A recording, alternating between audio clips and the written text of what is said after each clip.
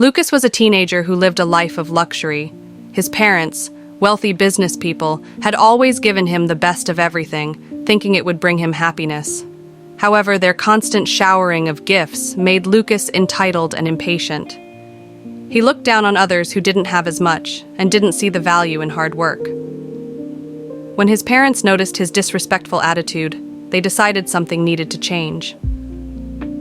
One summer, they sent Lucas to stay with his great-uncle Walt, a stone carver who lived in a small, quiet town far from the city. Walt was an elderly man who had spent his life carving intricate sculptures out of stone. His work was renowned, but he lived modestly, finding joy in his art and the satisfaction of a job well done. Lucas couldn't understand why his parents would send him to spend time with a man who worked with stone for a living. He was angry, feeling like he was being punished. When Lucas arrived, Walt greeted him with a warm smile and took him to his workshop, a place filled with dust, the smell of stone, and half-finished sculptures. Lucas wrinkled his nose at the mess, making it clear he wanted nothing to do with this boring work. But Walt didn't get upset. Instead, he invited Lucas to join him in the workshop each day, saying, "You don't have to do anything if you don't want to. Just sit and watch, if you'd like." Reluctantly, Lucas agreed, having little else to do. Every morning, Walt would carefully carve pieces of stone with his chisel, working slowly and patiently. He was focused, chipping away tiny fragments to reveal beautiful forms hidden within the rock. Lucas, who was used to instant results, found it all painfully slow.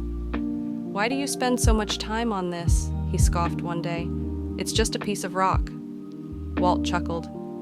"Everything has potential, Lucas, but sometimes it takes time to bring it out. You can't rush a good thing." Lucas rolled his eyes, still unable to see the value in this process. But Walt didn't stop there. One day, he handed Lucas a small piece of stone and a chisel. "Why don't you try carving something yourself?" he suggested. Lucas hesitated but accepted the tools. He chipped away impatiently, wanting to create something quickly. The stone cracked and broke in his hands, shattering into pieces. He felt frustrated and threw the pieces aside.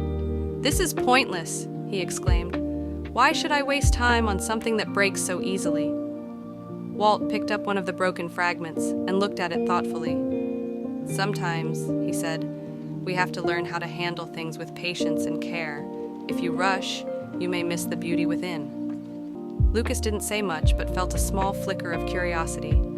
Over the next few days, he began to spend more time in the workshop, watching how Walt handled the stone with gentle precision. He noticed the satisfaction in his uncle's eyes when he completed a piece, the way he seemed content with each small achievement. Gradually, Lucas started working with the stone again, this time with more patience. His first attempts weren't perfect, but Walt encouraged him to keep going, teaching him techniques and showing him the value of careful, focused effort. Lucas found himself enjoying the process, discovering a strange sense of calm as he worked. For the first time, he felt proud of something he had created with his own hands. One evening, as they were finishing up in the workshop, Lucas asked Walt, "Why do you do this? You could have done something easier, something that didn't take so much time and effort." Walt looked at Lucas and smiled. "Because there's joy in the journey. When you put your heart into something, when you care for it, it becomes part of you. Life is like a piece of stone. It may look rough and unremarkable at first, but with patience and care, you can shape it into something meaningful." Lucas pondered this as he looked at his own small sculpture, rough but full of his effort. He understood finally that the real value lay not in the result, but in the dedication and patience it took to achieve it. By the end of the summer, Lucas had transformed. He was no longer the impatient, entitled boy who had arrived at his uncle's workshop. He had learned the value of patience, hard work, and humility. When he returned to the city, he carried those lessons with him, understanding now that true satisfaction didn't come from material things, but from the effort and heart he put into what he did.